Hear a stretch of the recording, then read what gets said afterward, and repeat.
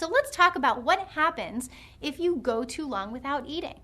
So let's say you don't eat any food, you're in meetings, you're busy, you have a lot of things going on. Well, what will end up happening is that your glucose level will drop below what is considered to be ideal. Now, your brain and muscle cells still need energy. You're breathing, your heart is beating, there are all kinds of things that are still going on in the system. So despite you not eating, your brain and muscle cells will still use energy. So what kinds of things would you feel if your glucose level is lower than what is ideal? So you might feel tired, weak, sleepy, hungry. You might feel lightheaded or dizzy. Some people get shaky or sweaty. You might also feel grumpy, irritable, impatient, easily frustrated, negative. It's difficult to concentrate, make good decisions. And you're thinking, hey, this is me. This is me every single day. And what happens with low glucose is that a lot of people don't realize that this is going on. A lot of people will turn to caffeine to cover up the symptoms, but they don't actually address the problem.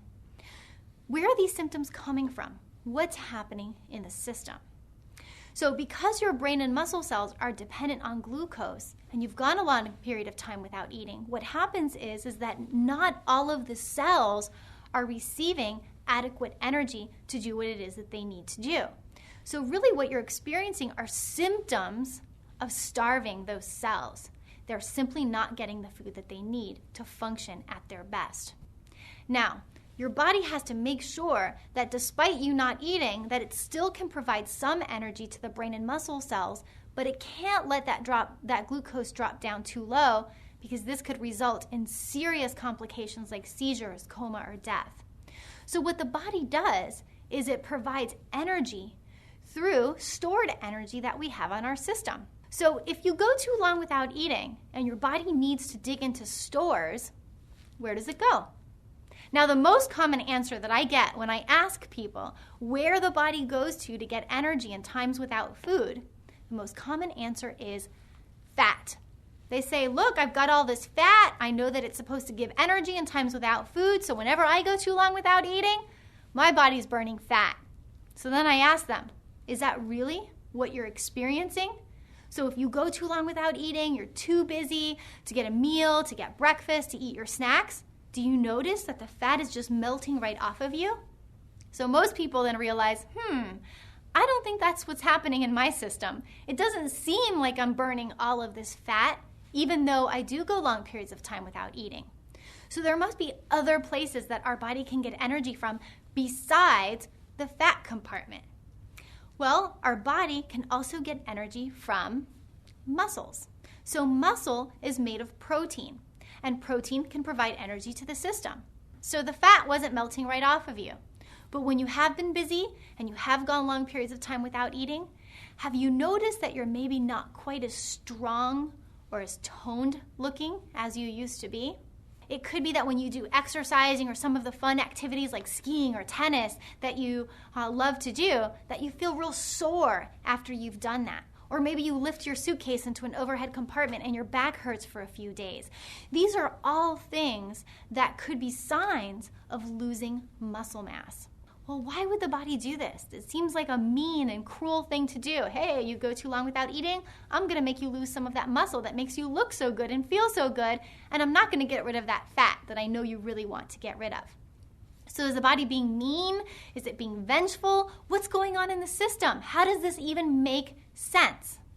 Surprisingly, it makes perfect sense to the body. Our bodies are meant to survive in all kinds of conditions and environments, including starvation. So when you start to look at this fat and the muscle cells, you'll see that they're not worth the same to the system. They actually have different value. If you look at a gram of fat and how much energy it can provide to the body, you'll see that fat is worth 9. It provides 9 calories per gram, or 9 units of energy per gram. So if it gets broken down, it has 9 units of energy that it can provide to those brain cells and those muscle cells that are looking for energy. Muscle protein, if you break that down, only provides 4 units of energy. so it cannot provide quite as much energy as the fat cell.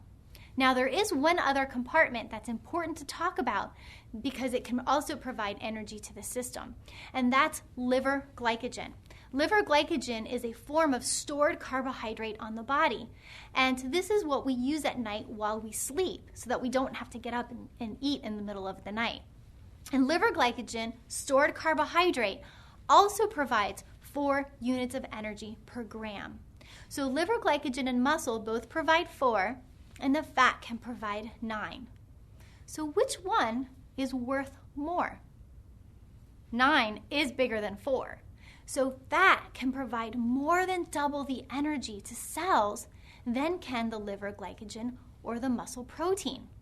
So you might say, well, then that's the smart thing to break down. Break down the fat. It provides more energy. But the body doesn't see it that way. From a survival perspective, what it tries to do is hold on to the fat as long as possible. It's a last resort. Your body sees fat as a long-term investment, the retirement account of the system. It's meant to provide energy only if we have a long-term starvation going on. Now, the muscle and the liver glycogen is more like a savings account. It's there to provide energy if we need it, but more in the short term.